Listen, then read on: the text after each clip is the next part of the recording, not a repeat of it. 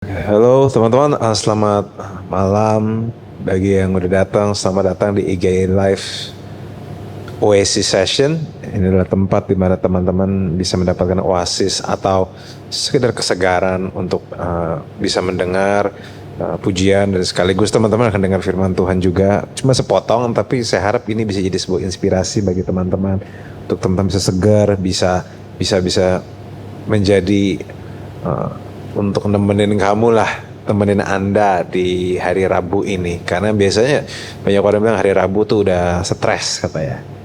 So, yuk kita, saya nggak tahu pada di rumah atau enggak. Tapi kalau yang di rumah, you can start worshiping with me. Bapak kamu ucap syukur, thank you. Thank you Lord, you are a good God. Kau Tuhan yang baik. Kau Tuhan yang baik, terima kasih Tuhan. Inilah kami membawa ucapan syukur kami membawa suara kami. Mungkin gak semua di antara kami dalam keadaan terbaik, tapi kami berdoa Tuhan biarlah yang kami bisa berikan, kami berikan padamu. Kami tahu Tuhan bahwa kadang masalah kami gak selalu langsung selesai, tetapi di tangan-Mu hidup kami gak akan sia-sia.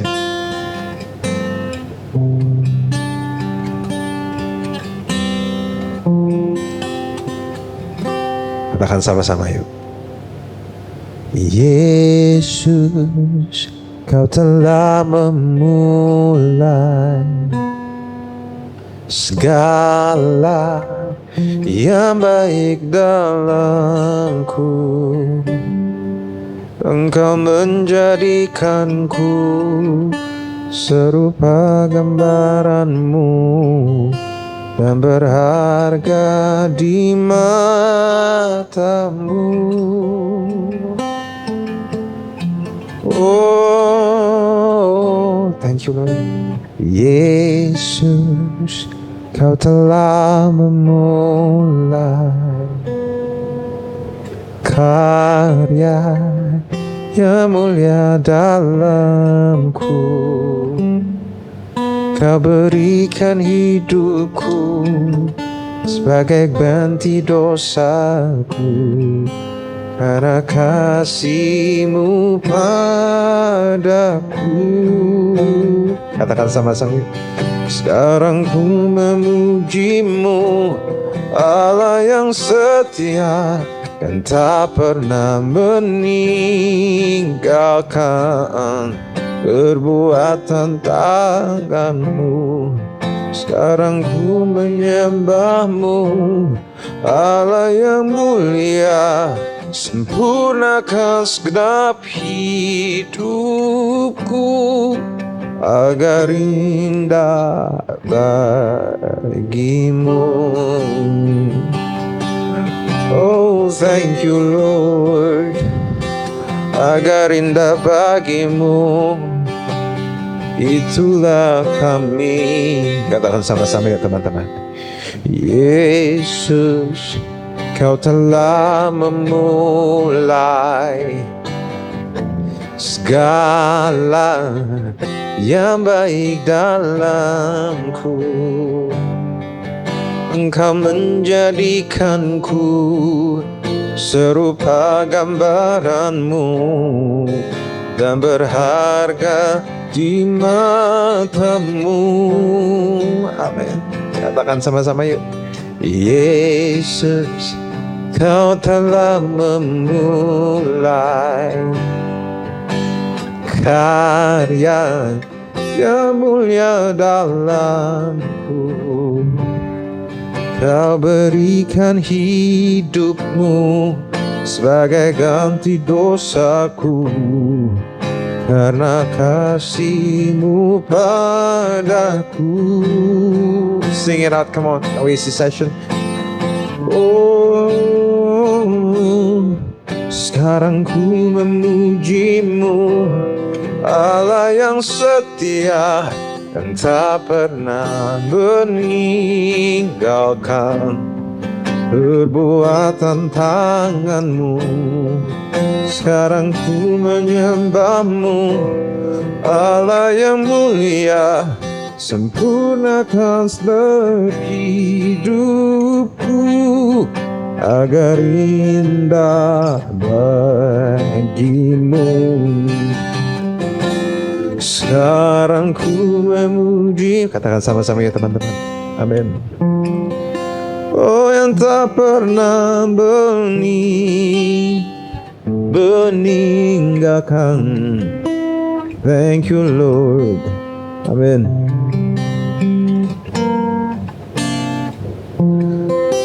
Sempurnakan setiap hidupku agar indah bagimu. Katakan sama-sama sekali lagi. Oh, come on, sing it out. Sekarang ku memujimu, Allah yang setia, yang tak pernah meninggalkan perbuatan tanganmu.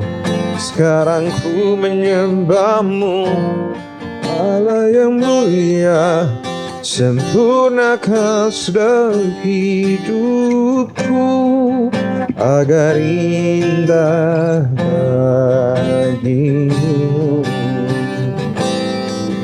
agar indah bagimu, agar indah bagimu, agar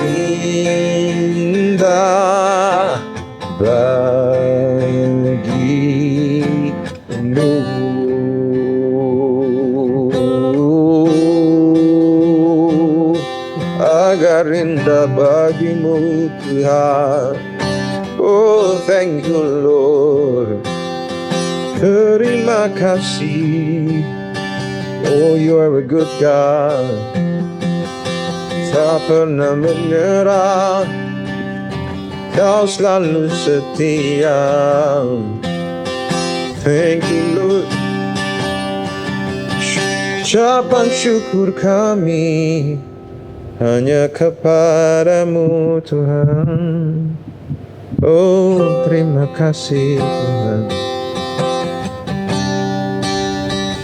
Thank you Lord. Sekali katakan sama-sama yuk. Sekarang ku memujimu, Allah yang amin. Amin, amin.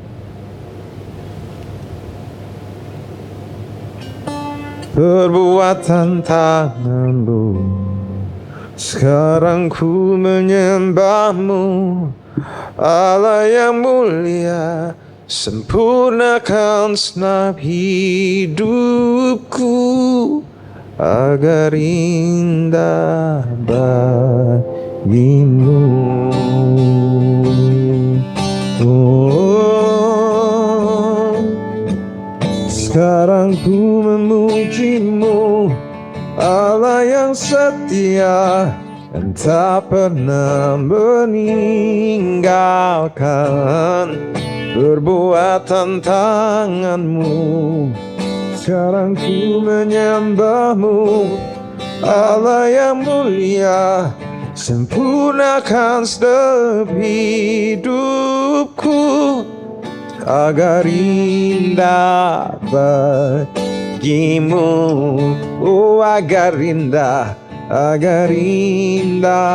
bagimu. Oh, thank you Lord. Agar indah bagimu, agar indah bagimu. Terima kasih Tuhan. Oh, indah bagimu. Thank you Lord. Ucapan syukur kami hanya kepadamu, penebus kami.